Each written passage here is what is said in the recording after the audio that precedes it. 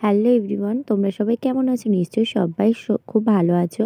তো শীতের শুরুতে মানে আমরা এটা করেছিলাম 1 জানুয়ারিতে পিকনিক। কিন্তু আমার ছাড়তে ছাড়তে হয়ে যাচ্ছে 18 তারিখ, জানুয়ারির 18 তারিখ। মানে বুঝতে পারছো কতটা লেট আমি আর কতটা লাতখোর আমি, তাহলে ভাবো।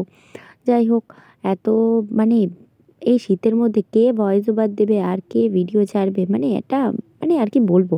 যাই হোক, ওসব কথা বাদ দাও। আমাদের পিকনিকের মেনু ছিল ডাল ভাত ঘ্যাট আর ডিমের ঝোল। তো যাই হোক, ডিম তো এখানে দেখো এক ট্রে পুরো সিদ্ধ বসিয়ে দিয়েছে।